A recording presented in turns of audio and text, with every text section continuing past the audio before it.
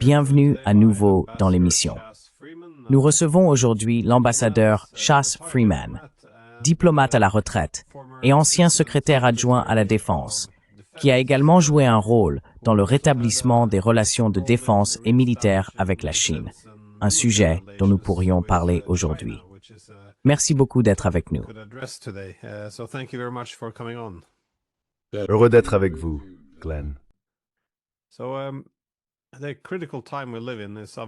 Ainsi, la période critique que nous vivons marque clairement la fin de l'ère unipolaire et l'entrée dans une ère multipolaire.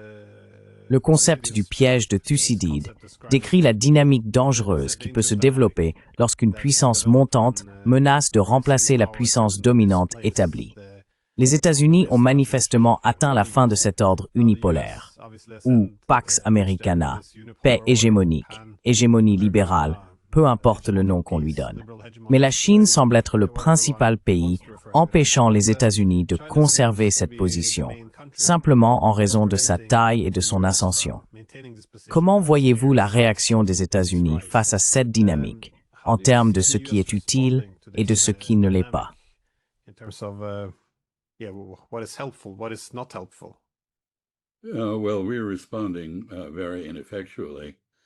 Eh bien, nous réagissons de manière très inefficace. En fait, à bien des égards, nous sommes engagés dans une sorte d'auto-cannibalisation.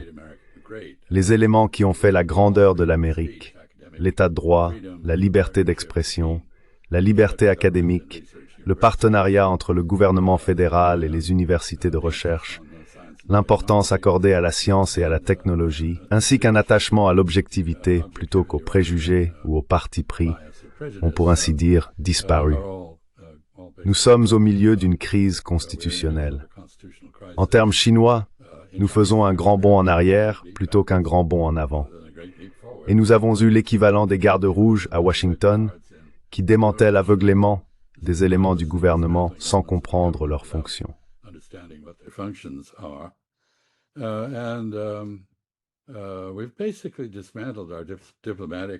Nous avons essentiellement démantelé notre appareil diplomatique.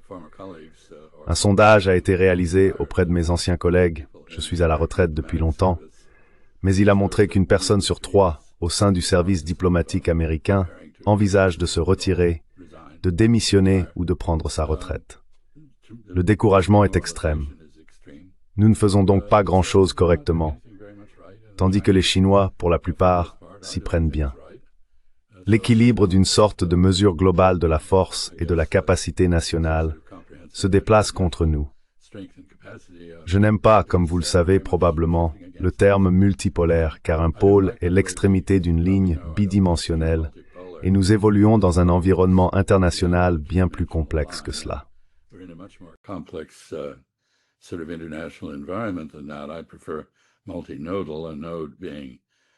Je préfère le terme multinodal, un nœud étant un connecteur tridimensionnel où l'on peut relier de nombreux éléments, les déconnecter ou faire pivoter le nœud. Je pense que nous entrons dans un monde où les pays peuvent entretenir des relations étroites dans un domaine, disons, économique, tout en étant en désaccord sur le plan politique. C'est certainement la réalité entre les États-Unis et la Chine en ce moment. Ou à l'inverse, ils peuvent avoir des relations politiques étroites et très peu d'interactions économiques. Nous pourrions même avoir une relation militairement hostile, comme c'est le cas avec la Chine, et pourtant, sur une autre dimension, celle de l'économie, un fort degré d'interdépendance.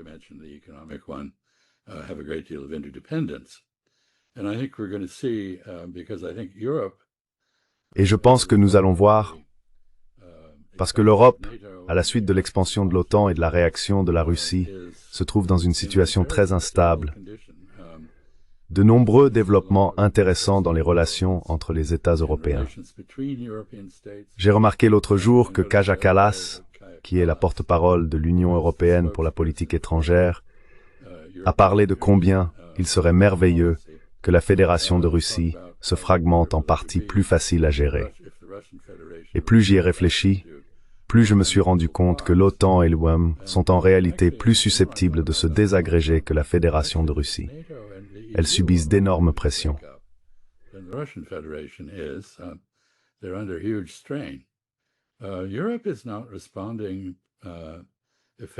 L'Europe ne réagit pas efficacement ni aux avancées russes en Ukraine, ni aux difficultés dans les relations transatlantiques, les menaces américaines de retrait d'Europe, le recul de certains aspects du soutien américain, mais elle ne réagit pas non plus efficacement au retour de la Chine à la richesse et à la puissance. Elle ne semble pas savoir comment agir dans un contexte eurasien. Macron, le président Macron, est en Chine, je crois, vers la fin de cette semaine, peut-être y est-il déjà. Et cette fois, il n'emmène pas Ursula von der Leyen avec lui.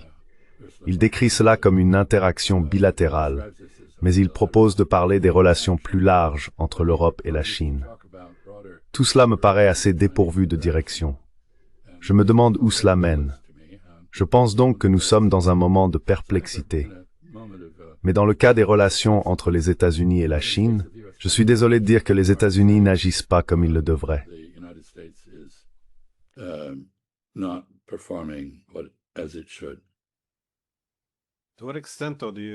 Dans quelle mesure, selon vous, s'agit-il d'un manque de compréhension de la perspective historique de la Chine? Les États-Unis comprennent-ils bien cela ou interprètent-ils mal la Chine?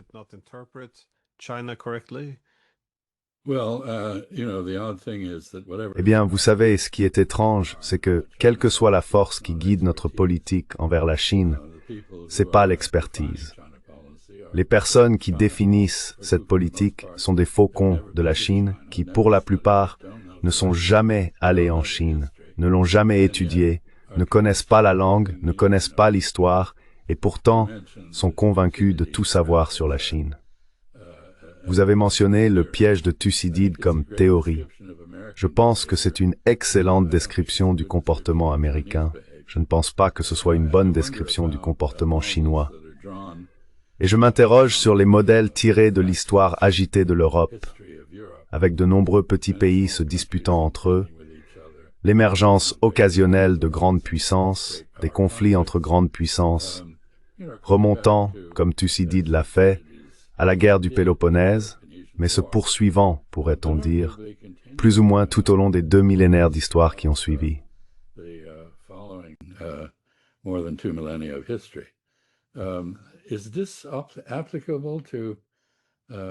Est-ce que cela s'applique à d'autres cultures? Je peux en voir l'application en Inde qui ne s'est jamais unifiée. C'était un peu comme l'Europe, une extension du continent eurasien avec de multiples entités politiques se disputant entre elles, souvent de manière très violente.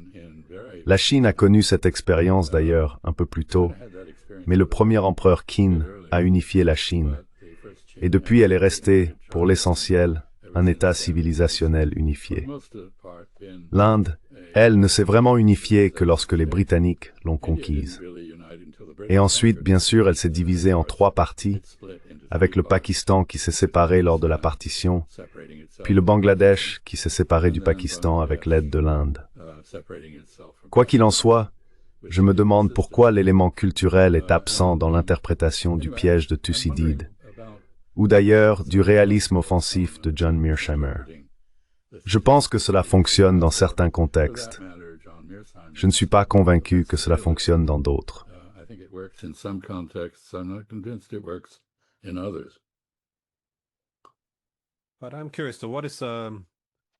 Mais je suis curieux. Quelle est la préoccupation légitime à propos de la Chine? Parce que l'économiste allemand Friedrich List a écrit un livre en 1827 sur l'économie nationale, et il y oppose l'Amérique à la Grande-Bretagne. Il écrit que la Grande-Bretagne utilise sa puissance économique, ses navires, ses industries, sa puissance financière pour la domination et l'impérialisme. Et il oppose cela à l'art de gouverner américain sous le système américain. Il dit que lorsque les États-Unis développent leur base manufacturière et tout ce qui s'y rattache, ils recherchent la puissance économique comme source de libération et de liberté.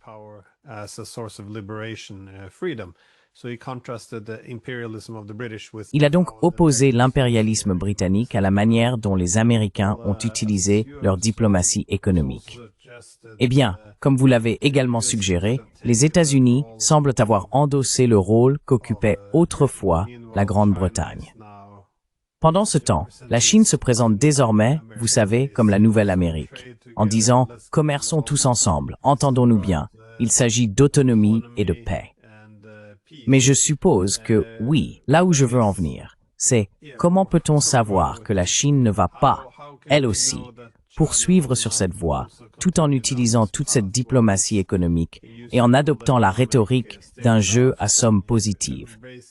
Comment savoir qu'elle ne va pas également suivre cette trajectoire et chercher à imposer une vision hégémonique?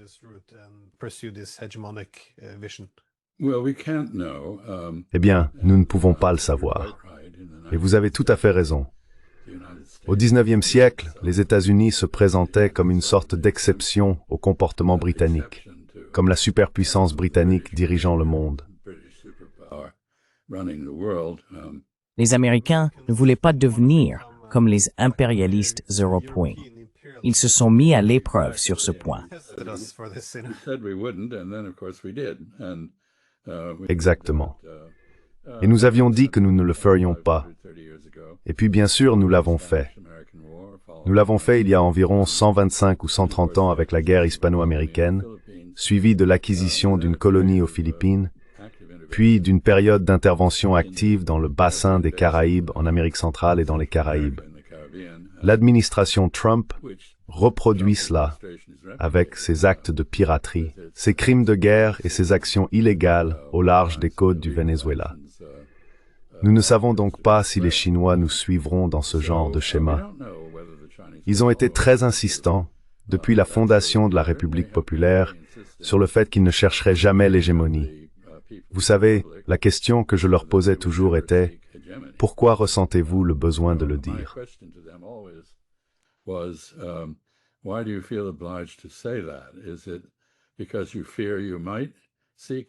Est-ce parce que vous craignez de chercher l'hégémonie ou parce que vous pensez que vous le ferez et souhaitez le dissimuler jusqu'à ce que vous puissiez réellement y parvenir? Quelle est la raison pour laquelle vous niez que vous allez devenir une superpuissance au sens où les États-Unis et l'Union soviétique l'ont été autrefois, c'est-à-dire en ayant une sphère d'influence mondiale, ou du moins régionale? Je suppose qu'il y a deux réponses à cela. La première est qu'historiquement, le système étatique en Asie-Pacifique plaçait la Chine très nettement en son centre. Mais les Chinois n'étaient pas vraiment interventionnistes. Ils ne renversaient pas les gouvernements, ils n'imposaient pas leur volonté.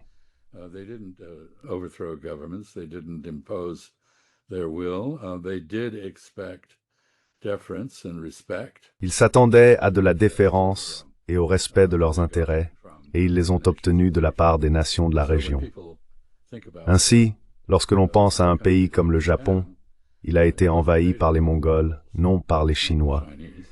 Puis bien sûr, il a été envahi par les Néerlandais et d'autres Européens, ainsi que par les Américains.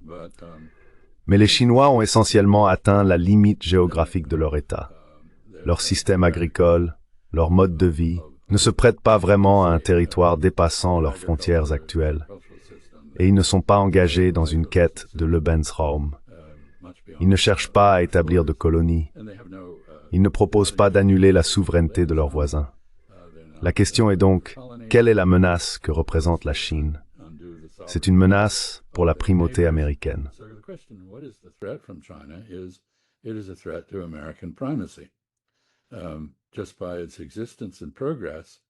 Rien que par son existence et ses progrès, puisqu'elle possède désormais une économie environ un tiers plus grande que celle des États-Unis en termes de parité de pouvoir d'achat, et qu'elle est la plus grande puissance commerciale de la planète, elle fixe le rythme de l'économie mondiale.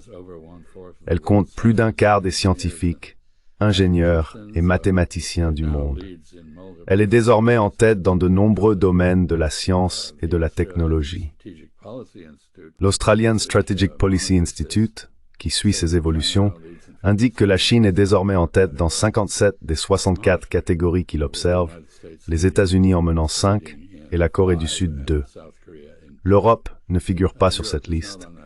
Et c'est très significatif, car franchement, je pense que la politique européenne actuelle relève de l'étrange.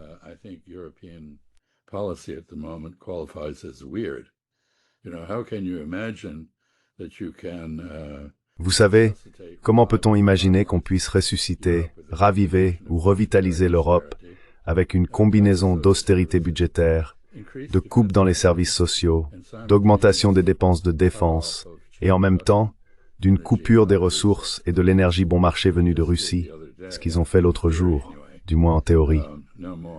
Plus de gaz russe, j'imagine. Mais je ne suis pas convaincu que l'Europe puisse réellement continuer sans le gaz russe. Les Européens semblent avoir considéré l'interdépendance comme une vulnérabilité. Mais pour autant que je sache, la Russie n'a jamais coupé le gaz. Je pense que quelqu'un d'autre a fait sauter Nord Stream 2, et je crois que nous savons qui c'était.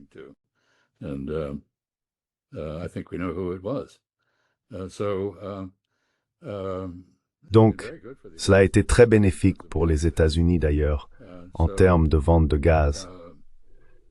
Je ne suis pas sûr que les Chinois correspondent vraiment au modèle.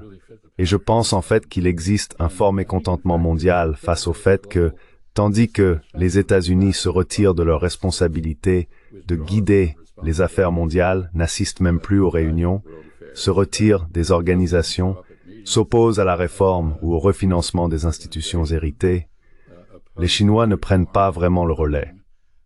Je veux dire, ils font de facto beaucoup dans la région pour lutter contre le changement climatique, mais ils ne prennent pas la tête sur le plan international dans ce domaine.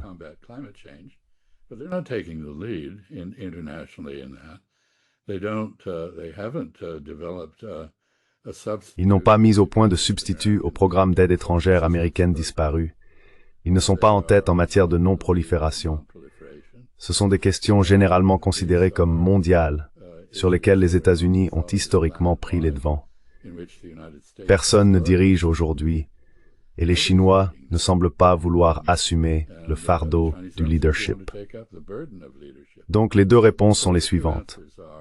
Historiquement, ils ne s'inscrivaient pas dans ce schéma d'hégémonie affirmée. Ils étaient certes le primus inter pares dans leur région, et ils ne semblent montrer aucun signe de vouloir prendre les rênes aujourd'hui.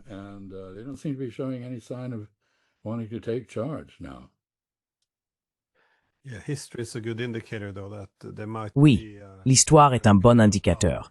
Cependant, il se pourrait qu'il s'agisse d'un autre type de puissance, qu'ils ne suivront pas nécessairement les traces de l'Europe et des États-Unis. Mais c'est intéressant, le point que tu as soulevé. Si tu ne cherches pas à poursuivre l'hégémonie, il n'y a aucune raison d'en parler autant. J'ai toujours l'impression que, si tu regardes aujourd'hui, les États-Unis ne cessent de répéter qu'ils sont le pays le plus puissant du monde. Les Européens, eux, ne cessent de vanter les merveilleuses valeurs que nous avons en Europe. Je veux dire, ils n'arrêtent pas d'en parler. Et c'est aussi un bon signe que la puissance américaine s'affaiblit et que les valeurs européennes ne sont plus vraiment respectées. Mais ils insistent pour les mentionner presque à chaque phrase.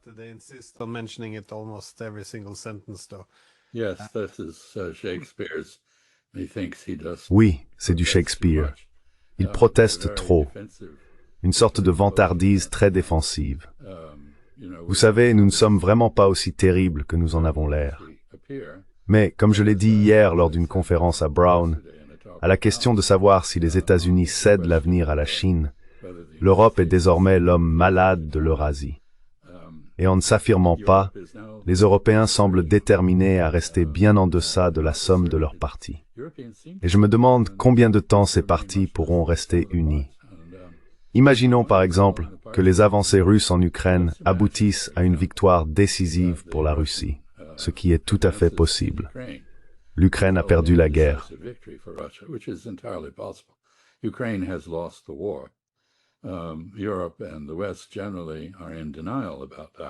L'Europe et l'Occident en général sont dans le déni à ce sujet. Mais le déni n'est pas vraiment une stratégie.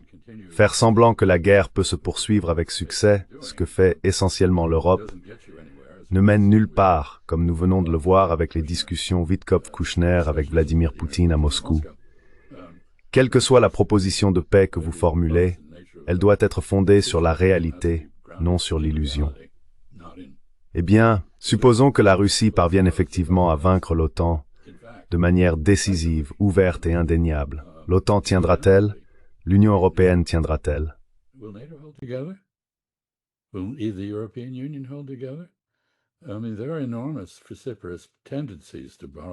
Je veux dire, il existe des tendances énormes et abruptes, pour reprendre l'expression indienne. Nous avons déjà des dissensions dans les rangs. L'Espagne suit une voie très différente de celle de l'Allemagne. La Pologne en suit encore une autre. La Tchéquie et la Slovaquie ne sont pas d'accord. Les Hongrois suivent leur propre chemin. Le Royaume-Uni a quitté l'UME et à mon avis, il patauge. Nous avons des dirigeants faibles. Aucun d'entre eux n'est populaire. Une politique conflictuelle et un irréalisme à tous les niveaux. Comme je l'ai dit, ils ne font pas face aux nouvelles réalités de l'Europe. Les conséquences de l'élargissement de l'OTAN, la montée de la Chine, la croissance de ce que j'appelle un système mondial multinodal.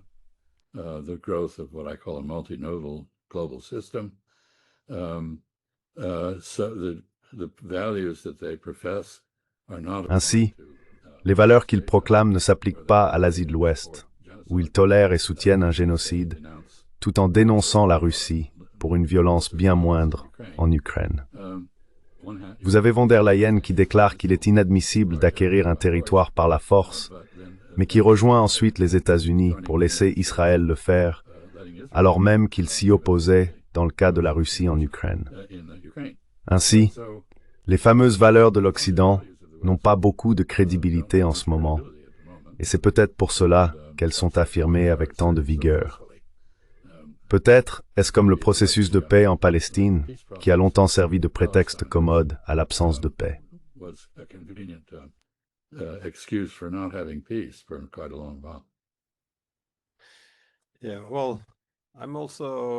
Oui, eh bien, moi aussi. Je ne vois pas non plus un avenir très prometteur pour l'OTAN. Son rôle changera inévitablement en fonction de la répartition du pouvoir. Pendant la guerre froide, lorsqu'il y avait deux pôles de puissance, elle avait une mission claire: la défense collective et la dissuasion de l'Union soviétique. Après la guerre froide, bien sûr, elle a eu besoin d'une nouvelle raison d'exister. Il semblait que la nouvelle mission était devenue l'hégémonie collective, afin de consolider l'ordre unipolaire, ce qui a aligné les intérêts des Européens et des Américains pendant encore 3 décennies. Mais dans un système multipolaire ou multinodal, avec de nombreux centres de pouvoir, il n'est pas clair pour moi quel sera le rôle de l'OTAN, car les États-Unis, dans un tel monde, ont de meilleures priorités que l'Europe et cherchent donc à se désengager.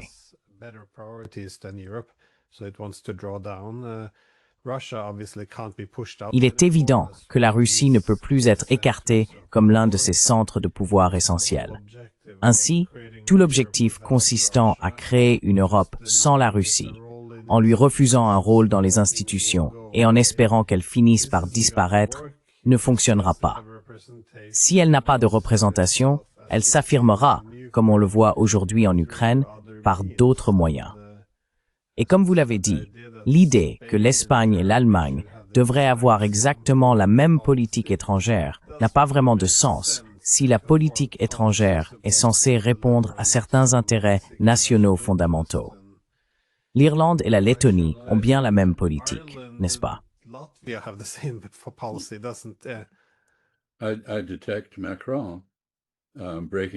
Je vois Macron sortir du cadre sur ce point, et je ne pense pas qu'il soit le seul. Réfléchissez un instant à la pression que subit l'OTAN. Son principal membre, les États-Unis, n'est plus fiable. Nous, les Américains, ne sommes plus dans le métier de protéger les autres. C'est censé être l'Amérique d'abord. Bien sûr, ce n'est pas vraiment le cas, car c'est Israël d'abord en Asie occidentale. Mais Trump est allé à Busan, en Corée du Sud, et a rencontré Xi Jinping. Et les conclusions de cette rencontre étaient essentiellement que la Chine est l'égale des États-Unis. Trump semble reconnaître personnellement que les États-Unis ne peuvent pas surpasser la Chine ni gagner une guerre contre elle. Par conséquent, l'affirmation de la primauté américaine dans le Pacifique, à laquelle l'establishment est attaché, n'est peut-être plus acceptée par le dirigeant suprême des États-Unis.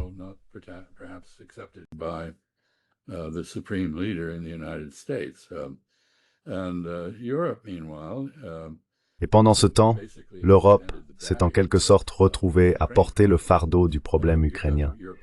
Les Européens doivent en assumer le coût. Et certains Européens ont commencé à parler parfois de manière très agressive d'aller affronter la Russie, ce qui a conduit Vladimir Poutine à dire, en substance, « Si vous voulez faire cela, nous sommes prêts. Vous voulez une guerre, nous ne voulons pas de guerre. Mais si vous en voulez une, vous n'en sortirez pas très bien. » Ainsi, on observe des points de vue très différents sur la guerre en Ukraine, entre la population et les dirigeants, ce qui suggère que l'ensemble est assez fragile. On voit même des divergences exprimées ouvertement par des personnes comme Robert Fico et Viktor Orban, des positions très différentes. Alors, s'agit-il d'un cadre solide, capable de résister au choc d'une victoire russe en Ukraine, ce qui, à mon avis,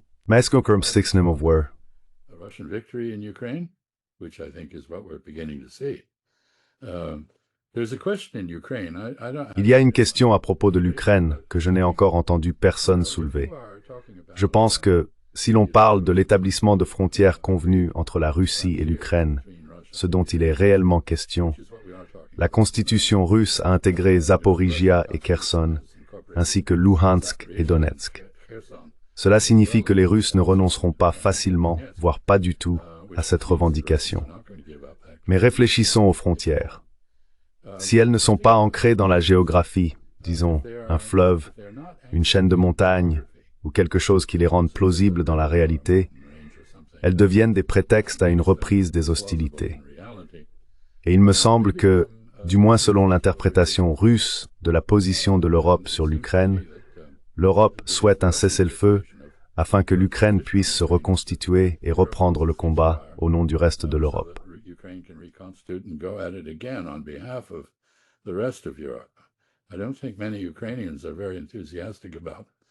Je ne pense pas que beaucoup d'Ukrainiens soient très enthousiastes à propos de cette perspective.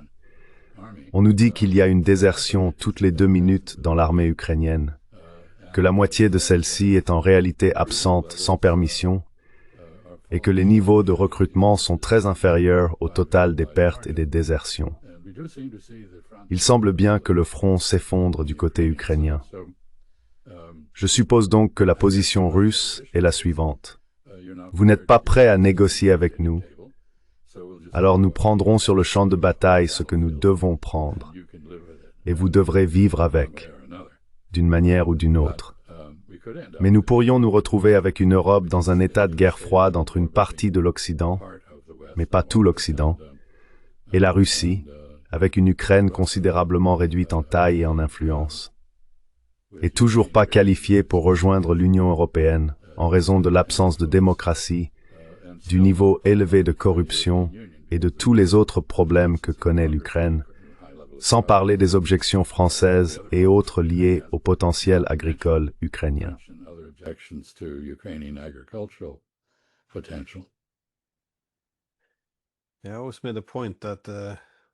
Oui, j'ai toujours soutenu que depuis les années 1990, la malédiction de l'Europe est que nous avons de nouveau redivisé le continent. Je pense que l'Europe peut encore rester un acteur pertinent dans ce nouveau monde si nous parvenons à surmonter cette ligne de division. Mais la situation avec l'Ukraine est vraiment étrange.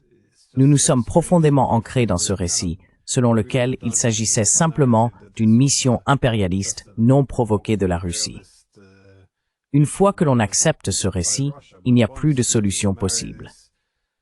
Car si nous reconnaissons que nous avons commencé cette guerre en 2014, que nous avons provoqué les Russes à intervenir, alors au moins il existe une voie vers une solution, une forme de paix indivisible.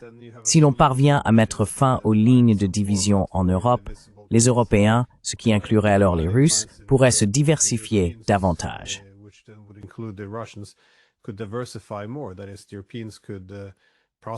Autrement dit, les Européens pourraient prospérer. La Russie ne serait pas non plus aussi dépendante de la Chine. C'est d'ailleurs un peu ce que les Américains souhaiteraient aussi. Donc, il semble très contre-productif d'emprunter cette voie. Mais j'ai remarqué que le seul discours acceptable en Europe consiste à affirmer qu'il ne faut pas remettre en cause l'Europe divisée. C'est gravé dans le marbre. Ils veulent simplement s'assurer que vous êtes de leur côté, que vous êtes dans les tranchées avec eux. Donc, si vous suggérez que nous ne devrions peut-être pas avoir cela, que la division de l'Europe elle-même constitue peut-être une menace pour la sécurité, alors ce n'est pas un commentaire loyal. Ce n'est pas quelque chose qu'ils accepteront. Et si vous n'êtes pas avec eux, vous êtes contre eux, en gros. C'est le sentiment. Ce que l'on observe, ce n'est pas une plus grande cohésion en Europe, mais une plus grande fission, une séparation. Ainsi, l'Europe ne peut pas jouer le rôle qu'elle devrait jouer en tant que grande puissance géoéconomique ou géopolitique, à moins d'être capable de s'unir bien davantage qu'elle ne l'a fait jusqu'à présent. Et elle ne s'unit pas, nous voyons des divisions. Le Brexit en a été le signe avant-coureur. Mais nous voyons d'autres pays en désaccord avec la majorité et une incapacité à prendre des décisions rationnelles. Alors, couper l'Europe du gaz russe d'ici 2027, tout d'abord, c'est probablement impossible. Mais est-ce une bonne idée? Que va-t-il arriver à l'industrie européenne si les prix de l'énergie sont aussi élevés qu'ils risquent de l'être dans ces conditions? Et vaut-il mieux dépendre de l'Algérie que de la Russie? Franchement. Ou du Moyen-Orient? Je ne comprends pas le raisonnement stratégique, ce qui me conduit à penser qu'il n'y en a pas.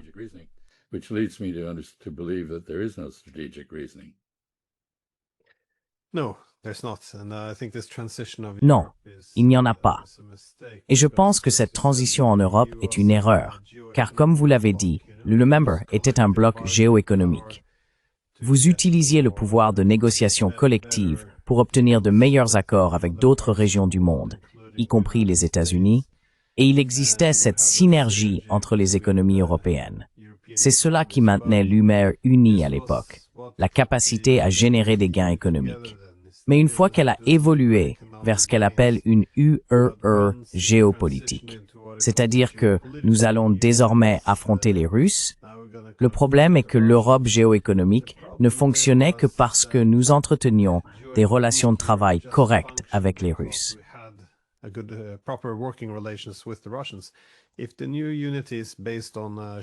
Si la nouvelle unité repose sur une haine commune de la Russie, alors nous ne pouvons pas avoir de prospérité économique. Je pense donc que c'est très insoutenable. Nous ne pouvons pas entretenir ce niveau de haine aussi longtemps. À un moment donné, si l'on continue à saper les intérêts nationaux, certains pays européens vont commencer à remettre en question cette folie, ce manque de stratégie, cette incapacité à prospérer. Et il y aura des dirigeants comme Orbán ou Fico qui commenceront à s'interroger sur tout cela, sur la raison derrière tout cela.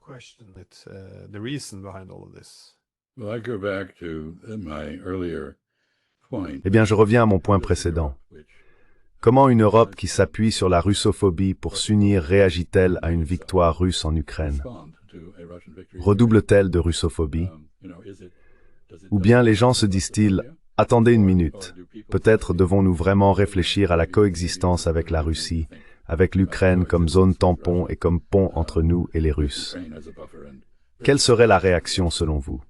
Je ne vois pas comment le fait de s'appuyer sur la haine ou la peur de la Russie, qui, à la base, ne repose pas sur des preuves très solides, pourrait survivre à une victoire russe.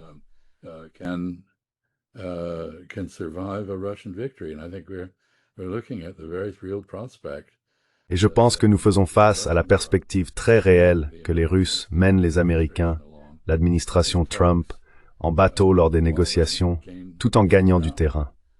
Ils créent donc des faits sur le terrain, tout en utilisant les pourparlers comme tactique de retardement, puisqu'il n'y a rien de concret. Enfin, en réalité, la proposition en 28 points contient pas mal d'éléments avec lesquels les Russes pourraient être d'accord. Mais bien sûr, les Européens ont ensuite essayé, vous savez, de revenir sur tout ce qui s'y trouvait. Ainsi, la seule chose sur laquelle tout le monde semble s'accorder, c'est que l'Ukraine ne peut pas rejoindre l'OTAN. Il a fallu beaucoup de temps pour que les gens s'en rendent compte, mais ils semblent désormais l'avoir accepté.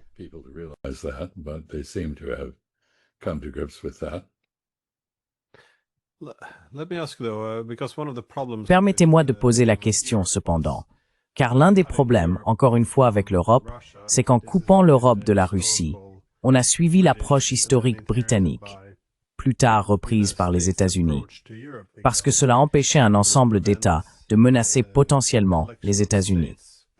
J'ai toujours soupçonné qu'une grande partie de cela remontait au système continental napoléonien, qui avait effrayé les Britanniques. Oui, mais il convient de noter, lorsqu'on évalue la Chine, que le monde ne s'allie pas avec la Chine contre les États-Unis. Il semble qu'une mentalité de guerre froide soit à l'œuvre, où l'on suppose appartenir à un bloc, soit dirigé par les États-Unis, soit par la Chine. Mais les BRICS devraient être la preuve numéro 1. L'Inde ne rejoindrait jamais une alliance dirigée par la Chine contre les Américains.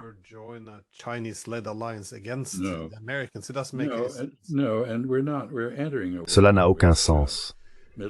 Non, et nous entrons dans un monde où les puissances de rang intermédiaire disposent d'une nouvelle liberté de manœuvre. C'est la nature du système multipolaire. Et je sais que les Chinois ne proposent pas d'exporter leur système ni même leurs idées. Leur idéologie est idiosyncratique et en réalité assez creuse, et ils ne prétendent pas qu'elle s'applique à quiconque d'autre. Ils semblent convaincus que, comme leur grand philosophe Mencius l'a soutenu, la manière d'exercer une influence à l'étranger consiste à donner le bon exemple, afin que les autres aient envie de venir apprendre de vous, de voir comment vous avez fait ce que vous avez fait, et de voir s'ils peuvent faire la même chose.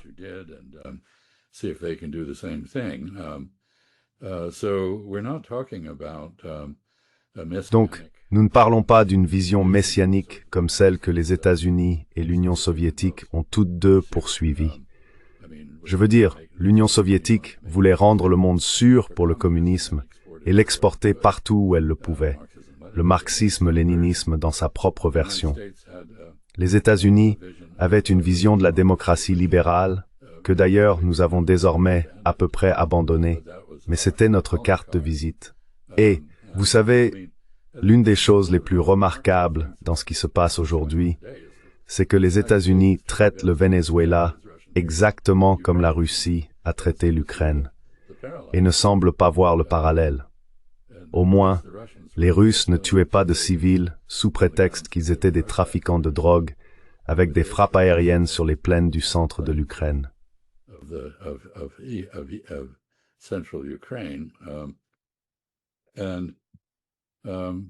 Et fondamentalement, je pense que ce que nous avons vu, c'est qu'Israël a été le pionnier de l'abandon des règles établies après la Seconde Guerre mondiale, la Charte des Nations Unies et le droit international, les conventions de Genève qui les soutenaient, et qu'il ne montre aucun respect pour la souveraineté de ses voisins. Il viole donc également l'ordre westphalien. Et pendant longtemps, il s'en est tiré. Les gens ne l'approuvaient pas, mais ils le toléraient. Mais maintenant, nous l'approuvons. Nous suivons en réalité leur exemple. C'est assez remarquable. C'est un retour à la loi de la jungle que je n'aurais certainement pas pu prévoir. Je pensais avoir la vision transatlantique typique d'un progrès continu, et je ne comprenais pas qu'il pouvait aussi y avoir une régression, ce qui est le cas aujourd'hui.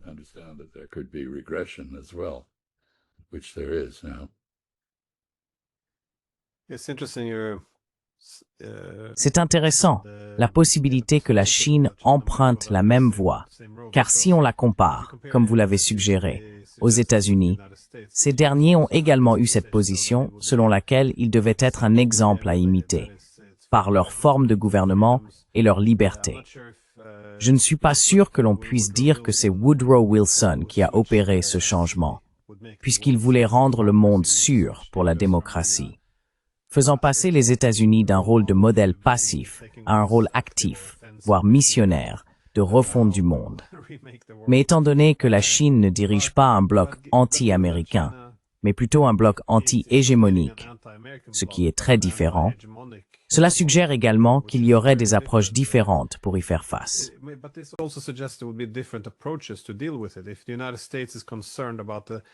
Si les États-Unis s'inquiètent de la concentration du pouvoir de la Chine au sein du système international, il semble alors que la meilleure stratégie que les États-Unis pourraient adopter serait essentiellement de ne rien faire et de laisser un équilibre s'établir de lui-même. Parce que, par exemple, lorsque vous dites à l'Inde qu'elle ne devrait pas commercer avec l'Iran, eh bien, l'Iran devient alors excessivement dépendant de la Chine. Lorsque vous sanctionnez l'Inde et lui dites qu'elle ne peut pas commercer avec les Russes, l'Inde doit alors se tourner vers la Chine. C'est la même chose que nous avons faite avec les Européens. Les couper des Russes, et la Russie se rapproche fortement de la Chine. Cela ne semble pas très logique. Vous étiez ambassadeur en Arabie Saoudite. Quand vous entendez les Saoudiens parler, leurs diplomates ne veulent pas rejoindre une alliance chinoise. C'est un pays de taille moyenne ou petite, et ils aimeraient diversifier leurs relations afin de disposer d'une plus grande autonomie.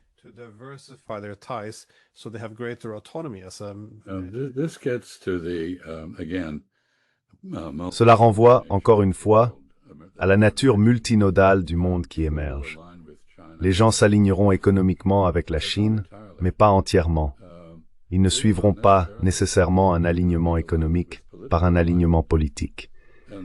Et la Chine n'offre pas les services de protection militaire que les États-Unis assuraient.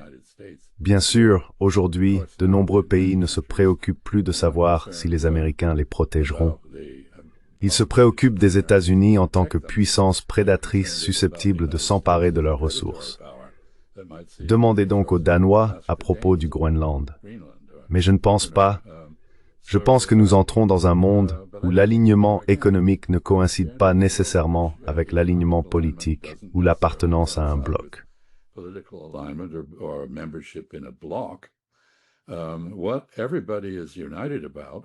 Ce sur quoi tout le monde est d'accord, ce sont deux choses, les Chinois et tous les autres. Essayons de restaurer le monde de la Pax Americana, mais sans les Américains. Nous aimions l'Organisation mondiale du commerce. Nous aimions le droit international en tant que régulateur prévisible du comportement international. Nous aimions la Charte des Nations Unies. Vous savez, l'ordre d'après-guerre que les Américains ont parrainé et contribué à créer était un ordre dans lequel nous avons prospéré. Je veux dire, ils sont tous conscients que leur prospérité reposait sur leur adhésion au capitalisme, tel qu'il a été initié par les États-Unis et d'autres puissants pays capitalistes. Ils ne remettent pas cela en cause. Ils veulent que le nouvel ordre mondial qu'ils espèrent voir naître ressemble beaucoup à l'ancien ordre mondial, mais sans l'hégémon américain.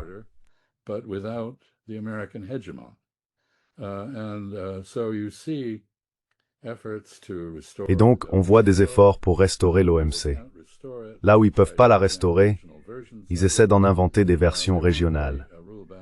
Ils veulent un ordre fondé sur des règles, mais basé sur le consensus, plutôt que sur la dictée des États-Unis ou du G7. Et dans ce contexte, je reviens à la difficulté de l'Europe à s'adapter au nouveau monde.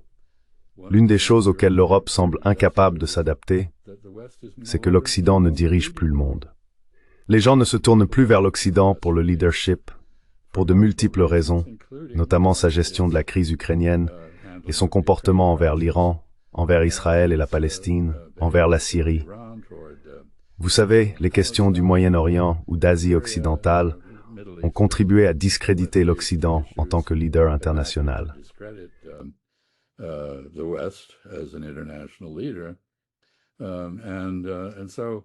Et donc, nous ne nous adaptons pas à cela.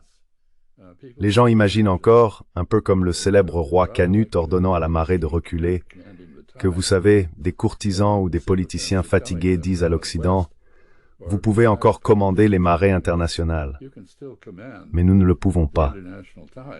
Nous allons donc devoir redécouvrir la diplomatie, ce qui signifie du travail acharné. Essayez de convaincre les autres de faire les choses à votre manière parce que c'est dans leur intérêt. Mais nous n'en sommes pas là. Et l'exemple le plus flagrant de cela est en fait le refus des Européens d'avoir ne serait-ce qu'un dialogue avec les Russes. Pourtant, ils en ont besoin.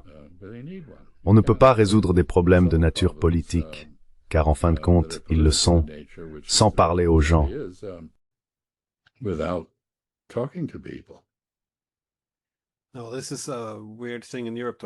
C'est une chose étrange en Europe pourtant. On dirait que les dirigeants ici croient que s'ils font suffisamment de démonstrations morales, le monde reconnaîtra qu'ils méritent l'hégémonie ou quelque chose de ce genre.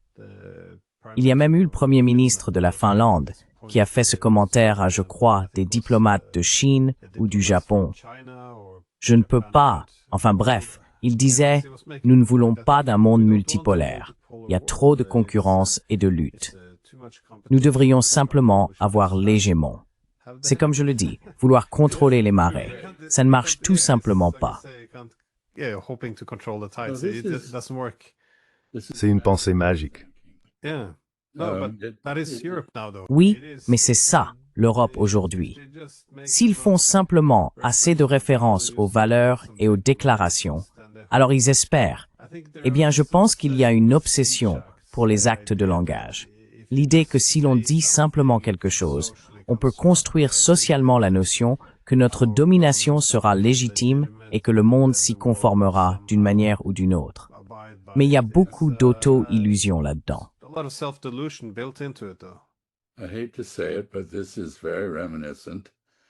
Je déteste le dire, mais cela rappelle beaucoup le monde arabe, qui a été à juste titre accusé de substituer la rhétorique à l'action, et qui le fait encore.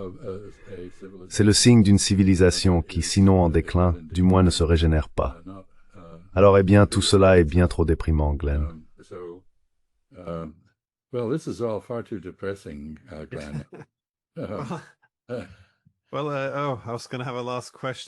Eh bien, j'allais poser une dernière question, mais ce ne serait sans doute pas moins déprimant. J'ai simplement un dernier commentaire à propos de la création de cet ordre fondé sur des règles sans hégémon. Cela m'inquiète un peu, même si je suis très optimiste quant à l'émergence d'un monde multipolaire et multinodal. Mais en même temps, je reconnais que les seules périodes où nous avons développé des systèmes économiques internationaux très ouverts étaient sous l'hégémonie britannique au XIXe siècle et américaine au XXe. Nous allons donc naviguer en eau inconnue. Cela n'a encore jamais été fait. Je ne suis pas forcément pessimiste, mais je reconnais que certains des systèmes d'incitation qui existaient sous un hégémon n'existent pas nécessairement aujourd'hui.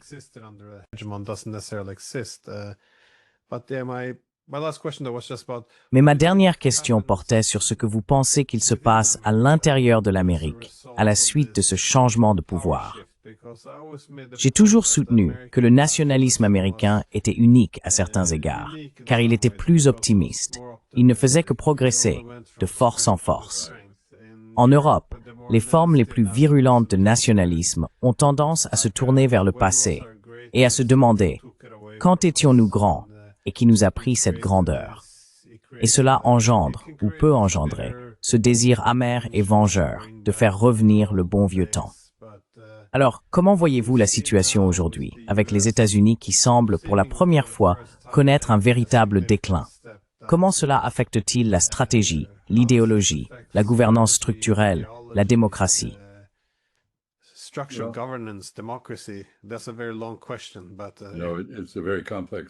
C'est une question très longue, mais elle est en effet très complexe. Certains avancent que les États-Unis se dirigent vers la désunion, c'est-à-dire qu'il existe plusieurs sous-cultures dans le pays. Je vous parle depuis le Rhode Island, qui se trouve en Nouvelle-Angleterre, et les valeurs en Nouvelle-Angleterre sont très différentes de celles du Sud profond, où il existe une histoire de gouvernement autoritaire fondée sur des critères raciaux. La ségrégation était un système autoritaire, pas aussi extrême que l'apartheid, mais clairement non démocratique. Et les valeurs du Sud profond sont assez différentes de celles des États montagneux ou des États du centre-nord.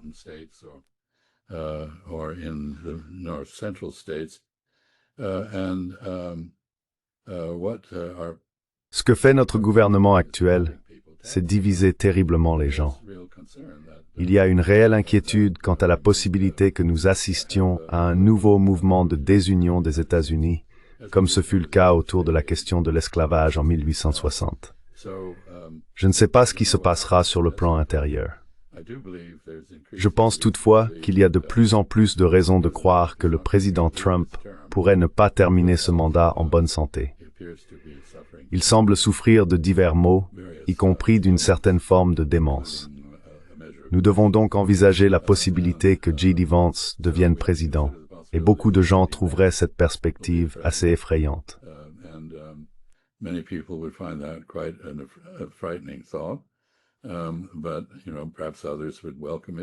Mais, vous savez, peut-être que d'autres y seraient favorables. Quoi qu'il en soit, je pense que les États-Unis traversent plusieurs transitions à la fois. Et enfin, en matière de politique étrangère, pour revenir à ce que vous disiez plus tôt, il se peut que nous nous recentrions sur l'hémisphère occidental en réaction à la complexité de l'Eurasie, tant à son extrémité occidentale qu'à son extrémité orientale. Comme je l'ai dit à Busen, le président Trump s'est comporté comme s'il reconnaissait que nous ne pouvions pas surpasser la Chine ni gagner une guerre contre elle. Il semble penser que les Européens devraient s'occuper de leurs propres affaires et que nous ne devrions pas être sollicités pour le faire.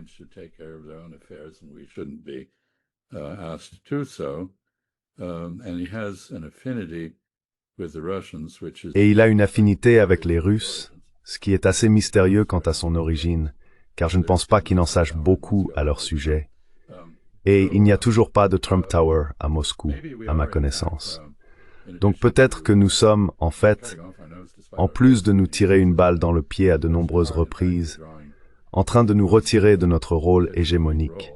Et, ce faisant, de mettre les Européens et les Asiatiques au défi de gérer leurs propres affaires, avec un rôle américain considérablement réduit en pratique. Je pense donc que notre incapacité intérieure conduit peut-être à notre incapacité à l'étranger. Pensée réjouissante, je suppose.